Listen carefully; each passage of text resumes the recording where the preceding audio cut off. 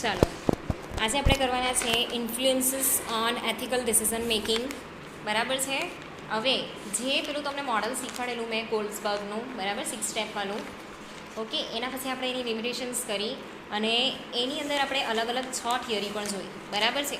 તો આ બધી જ વસ્તુઓ જે એથિકલ ડિસિઝન મેકિંગ કરવાનું છે એમાં કેવી રીતે એને ઇન્ફ્લુઅન્સ કરે છે એ આપણે જોવાના છે.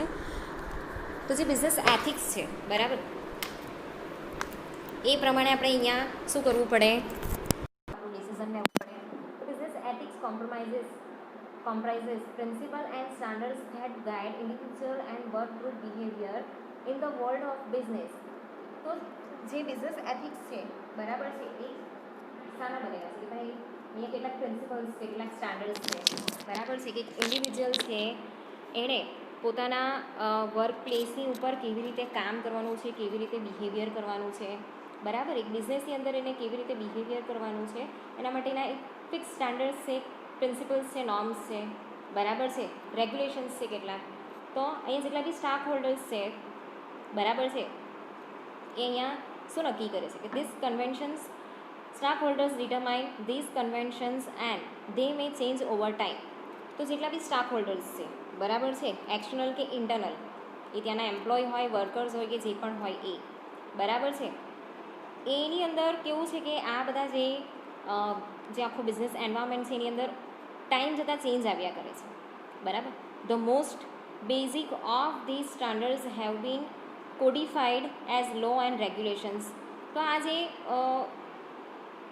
સ્ટાન્ડર્ડ્સ છે, જે પ્રિન્સિપલ્સ છે, બરાબર છે, જે સમયની સાથે ચેન્જ થતો જાય છે, બરાબર છે, એની અંદર કેવું છે કે જે બેઝિક છે, બેઝિક સ્ટાન્ડર્ડ્સ છે, બરાબર છે, એ અહીંયા કોડિફાઈડ કરી દેવામાં આવે છે. જે લોસ છે, જે રેગ્યુલેશન્સ છે એને કોડિફાઈડ કરી દેવામાં આવે છે, બરાબર છે. તો જે બિઝનેસ એથિક્સ છે ને એ લીગલ ઇશ્યુથી બહુ વધારે પડતું છે, બરાબર છે. અહીંયા એક સિસ્ટમ છે, ઇન્ડિવિજ્યુઅલે એક પરફેક્ટ બિહેવિયર કરવો પડે છે, એક સિસ્ટમની અંદર રહીને કામ કરવાનું છે, બરાબર છે, એક પ્રોફેશનલિઝમ છે એને નિભાવવાનું છે.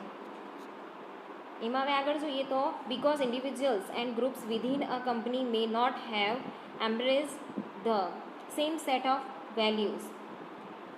તો જેટલા બી ઇન્ડિવિજ્યુઅલ્સ છે, બરાબર છે, ગ્રુપ્સ છે, એ કંપનીની અંદર રહીને આ જે સેટ ઓફ વેલ્યુઝ છે, બરાબર છે, એને ફોલો કરવાના હોય છે. જે એથિકલ કોન્ફ્લિક્ટ છે, બરાબર છે, એ કદાચ ઊભા થઈ શકે છે. કેવું છે કે તમને કોઈ રૂલ્સ અને રેગ્યુલેશન્સ છે એમાં નહીં ફાવટ આવતી હોય, કે જે ચેન્જીસ છે એમાં નહીં ફાવટ આવતી હોય, તો ઓફકોર્સ અહીંયા એથિકલ કોન્ફ્લિક્ટ ઊભા થઈ શકે છે, બરાબર છે. તો questionable discussion and actions may result in disputes that must be resolve through some type of negotiation or even litigation, બરાબર. તો હવે અહીંયા જે કોન્ફ્લિક્ટ ઊભા થાય છે એને આપણે ડિસ્કસ કરીને, ક્વેશ્ચનેબલ ડિસ્કશન અહીંયા આપણે કરવાનું છે, બરાબર, કે ખાલી ડિસ્કશન કરીએ તો બી ચાલે. તો ડિસ્કશન દ્વારા જે પણ આ પ્રોબ્લેમ ઊભી થઈ છે, બરાબર છે, ને આપણે રિઝોલ્વ કરી શકીએ છીએ.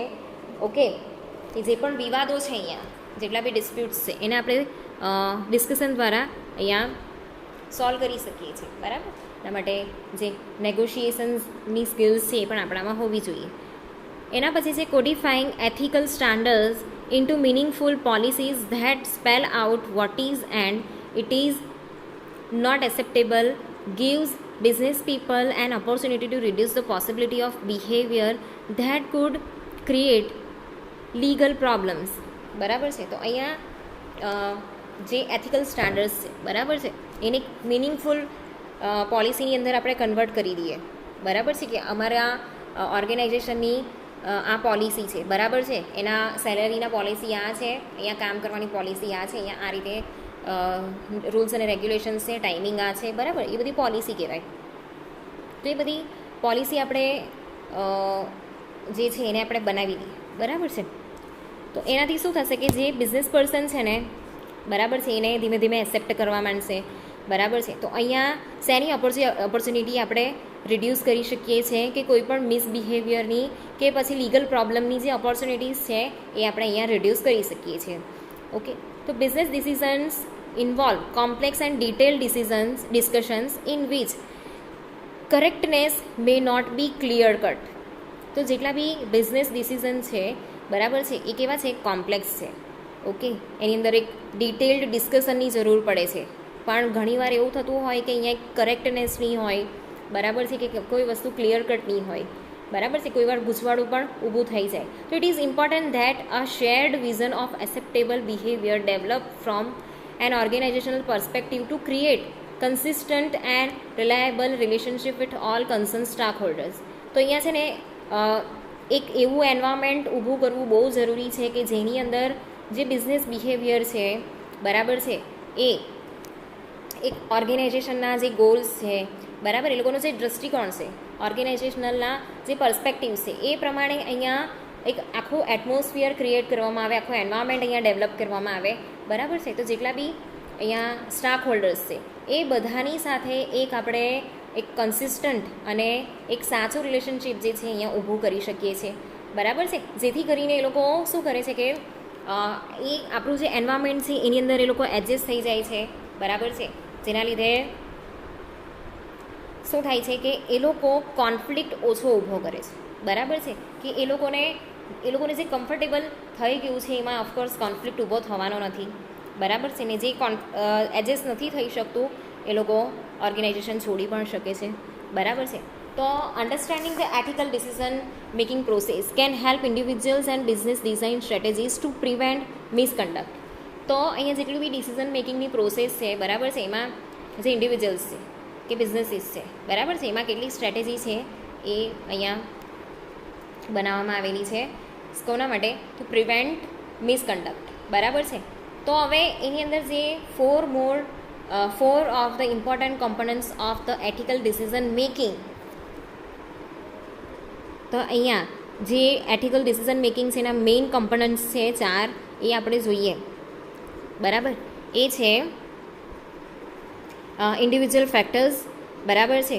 તો ઇન્ડિવિજ્યુઅલ ફેક્ટર્સની અંદર શું આવશે, તો કોઈ કંપની છે બરાબર છે, એમાં બહુ બધા એમ્પ્લોય કામ કરતા હોય, ગ્રુપની અંદર બધા કામ કરતા હોય, બરાબર, પોતાના ગ્રુપના ગોલ્સ હોય એ લોકોની પાસે, બરાબર છે. એના પછી સેકન્ડ છે કે ઓર્ગેનાઇઝેશનલ રિલેશનશિપ, ત્રીજું છે ઓપોર્ચ્યુનિટી અને ચોથું છે ઇશ્યુ ઇન્ટેન્સિટી. તો એમાં પહેલું આપણે જોઈશું ઇન્ડિવિજ્યુઅલ ફેક્ટર. તો માની લો કે કોઈ એક ગ્રુપ છે બરાબર છે, એ ગ્રુપની અંદર એક કોઈ સિગ્નિફિકન્ટ ઇન્ડિવિજ્યુઅલને આપણે અહીંયા કન્સિડર કરવાનું છે. તો significant individual factors that affect the ethical decision making process include personal and moral philosophy, stage of moral development, motivation and other personal factors such as gender, age and experience. તો એક individual ફેક્ટર્સની અંદર અહીંયા આપણે શું consider કરવાનું છે કે individual factors કોને અફેક્ટ કરે છે, એથિકલ ડિસિઝન મેકિંગ જે પ્રોસેસ છે બરાબર છે એની અંદર એ અફેક્ટ કરે છે. કેવી રીતે, કેમ કે એક ઇન્ડિવિજ્યુઅલ હોય ને એની એક પર્સનલ મોરલ ફિલોસોફી હોય, બરાબર છે, એનું મોરલ ડેવલપમેન્ટ જે થયું છે એની અંદર બહુ બધા ફેક્ટર્સ જે છે એ અહીંયા કામ કરતા હોય, જે આપણે પહેલાં સ્ટેજની અંદર જોયા, બરાબર, 6 સ્ટેજની અંદર. તો એ મોરલ ડેવલપમેન્ટ કેવી રીતે થયું છે બરાબર છે એ અહીંયા ઇફેક્ટ કરે છે. મોટિવેશન અહીંયા ઇફેક્ટ કરે છે, બરાબર. બધાનો જે સ્વભાવ છે એ સરખો નથી હોતો, જે એટમોસ્ફિયરમાં એ લોકો રહીને આવેલા છે એ બધા સરખા નથી હોતા. અહીંયા બીજી વસ્તુ છે કે પર્સનલ ફેક્ટર્સની અંદર જે એ લોકોનું જેન્ડર છે બરાબર છે, એ જેન્ડર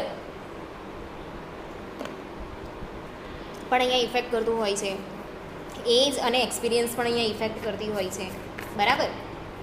હવે જે જેન્ડર છે માની લો કે લાસ્ટ લેક્ચરમાં તમને કરાવેલો હતો, બરાબર, જે લિમિટેશન્સ હતી તો એ જે સ્ટેજ છે સ્ટેજ 3ની અંદર બરાબર છે, ગુડ બોય અને નાઇસ ગર્લવાળી જે ઇફેક્ટ આપણે ઊભી કરવા માંગીએ છીએ. તો આ જે આખી થિયોરી છે ને એ જેન્ડર બેઝડ જ છે, બરાબર. એમાં કેવું છે કે જે મેન છે ને એની મોરાલિટી આના પર બેઝ કરતી હોય, તો લો અને જસ્ટિસ પર, જ્યારે જે વિમન છે બરાબર એ કમ્પેશન અને કેર એના પર વધારે ભાર આપતી હોય છે, બરાબર. તો એ પ્રમાણે આપણા જે મોરલ્સ છે, જે મોરલ ફિલોસોફી છે એ પણ એ રીતે ઘડાયેલી હોય. પછી એજ તો બહુ યંગ એજના હોય, મોડર્ન વિચારોવાળા હોય, બરાબર છે. એ લોકોની ફિલોસોફી અલગ હોય, એ લોકો બધી વસ્તુ બહુ જલ્દી એક્સેપ્ટ કરી લેતા હોય, બરાબર છે. જ્યારે જે ઉંમરવાળા લોકો છે, બરાબર છે, એ લોકો એવું વિચારે કે મને તો બહુ એક્સપિરિયન્સ છે, હું આમ કરી લેવા તેમ કરી લેવા, બરાબર. તો એ પ્રમાણે એ લોકોની મોરલ ફિલોસોફી અલગ કામ કરતી હોય. તો જે મોરલ ફિલોસોફીઝ છે, બરાબર, તો moral philosophies are the principle or rules that individuals applying in deciding what is right or wrong, બરાબર છે. તો અહીંયા જેટલા બી મોરલ ફિલોસોફીઝ છે, બરાબર, એની અંદર જે પ્રિન્સિપલ્સ કે જે રૂલ્સ છે એ ઇન્ડિવિજ્યુઅલે જાતે ડિસાઇડ કરવાના છે કે સાચું શું છે અને ખોટું શું છે, બરાબર છે. તો અહીંયા હવે ઇન્ડિવિજ્યુઅલ ફેક્ટર્સ જે છે એ કયા કયા છે, તો એમાં છે ડેમોગ્રાફિક્સ, એની અંદર જેન્ડર, એજ, જોગ્રાફી, એ બધાને કન્સિડર કરવામાં આવે છે.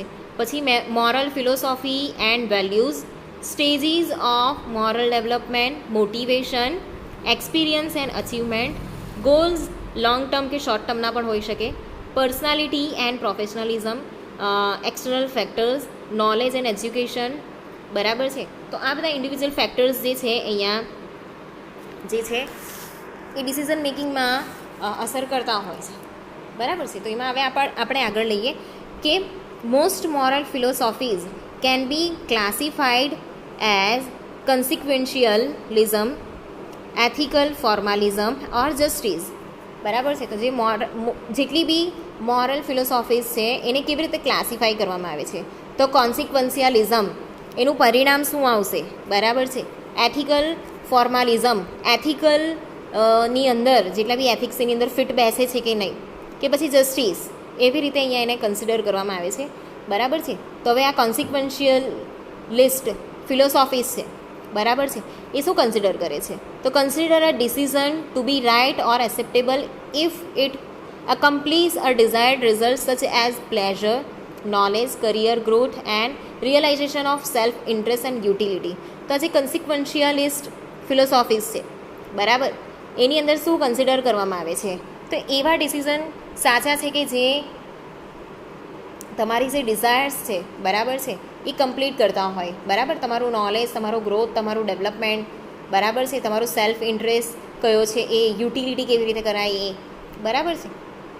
એની અંદર આગળ છે કે જે consequentialism may be further classified as egoism and utilitarianism, બરાબર. ઓફકોર્સ અહીંયા કેવું છે કે આપણે સેલ્ફ સેન્ટર થઈ ગયે છે, બરાબર છે, અને યુટિલિટેરિયનિઝમનો પણ નિયમ છે what is right and what is wrong, okay. તો આપણા માટે જે સારું હશે ને એને આપણે અહીંયા ચૂઝ કરવાની ટ્રાય કરશું એઝ અ ઇન્ડિવિજ્યુઅલ, બરાબર. એથિકલ ફોર્માલિઝમ, તો એ શાના પર ફોકસ કરે છે, it focuses on the rights of individuals and on the intentions associated with a particular behavior rather than on its consequences. તો જે એથિકલ ફોર્માલિઝમ છે, બરાબર, એ ઇન્ડિવિજ્યુઅલ માટે એના ઇન્ડિવિજ્યુઅલના જે રાઇટ્સ છે એના પર ફોકસ કરે છે, બરાબર છે, કે પછી જે ઇન્ટેન્શન્સ છે, બરાબર, એક પર્ટિક્યુલર બિહેવિયર ની સાથે રિલેટ કરતા જે ઇન્ટેન્શન્સ છે, બરાબર છે, એના પર એ ડિપેન્ડ કરે છે. એના પછી છે જસ્ટિસ થિયરી. તો જસ્ટિસ થિયરી કોને રિલેટ કરે છે, to evolutions of fairness or the disposition to deal with perceived injustice of other.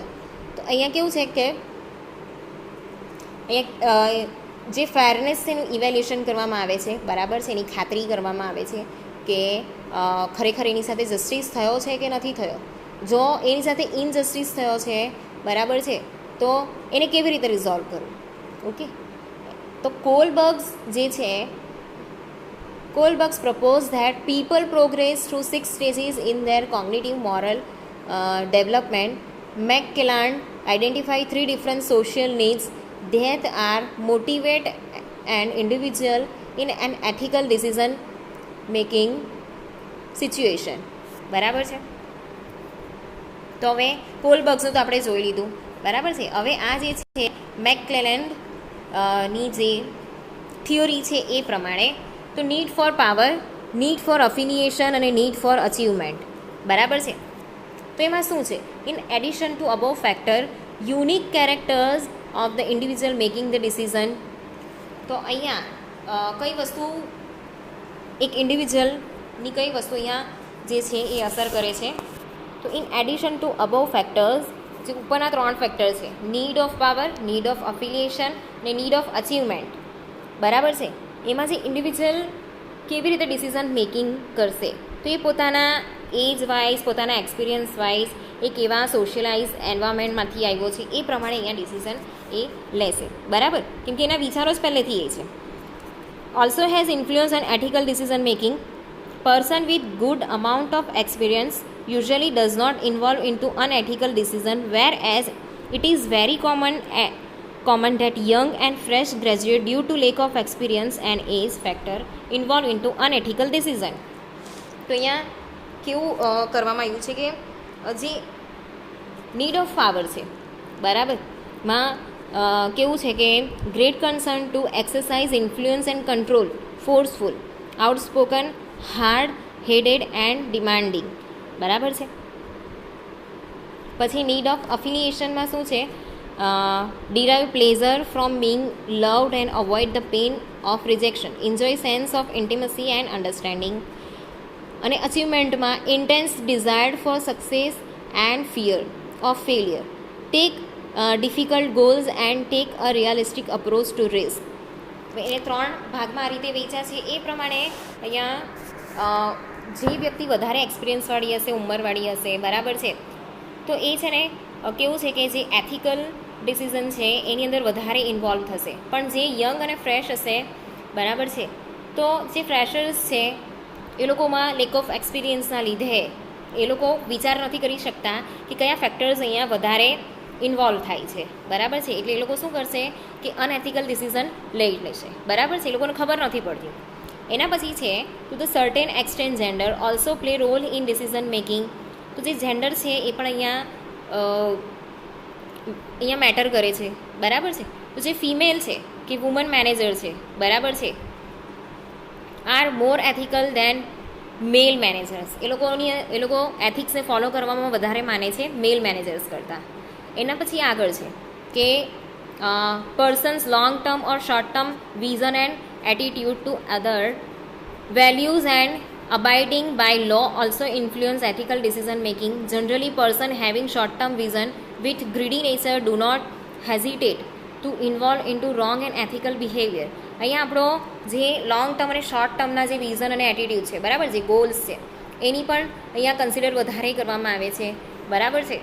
તો જે વેલ્યુઝ છે એને ફોલો કરતા હોય, જે લો છે એને ફોલો કરતા હોય, બરાબર છે, એ લોકો એથિકલ ડિસિઝન મેકિંગ છે એ સારી રીતે કરી શકે છે. હવે અહીંયા એક એક્ઝામ્પલ આપ્યું છે કે જે લોકોના શોર્ટ ટર્મ વિઝન્સ હોય છે, કે જે લોકો બહુ લાલચી હોય છે, ગ્રીડી એટલે લાલચી, બરાબર છે, એ લોકો છે ને અહીંયા જરા પણ પેલું હેઝિટેટ ફીલ નહીં કરશે કે કોઈ રોંગ કે અનએથિકલ બિહેવિયર અહીંયા કરે, બરાબર છે. એના પછી છે level of education and professionalism. તો આ બે એક ઇન્ડિવિજ્યુઅલ એલિમેન્ટ્સ એવા છે કે જે એથિકલ ડિસિઝન મેકિંગ પર બહુ અસર કરતા હોય છે, બરાબર છે. Person who is professional is required to follow and comply in profession's code of conduct, બરાબર છે. જે લોકો પ્રોફેશનલિઝમ ભણેલા ગણેલા હોય એટલે પ્રોફેશનલિઝમ તો હોય, બરાબર છે, તો એ લોકો પ્રોફેશનલ કોડ્સ છે, બરાબર છે, એને અહીંયા ફોલો કરશે.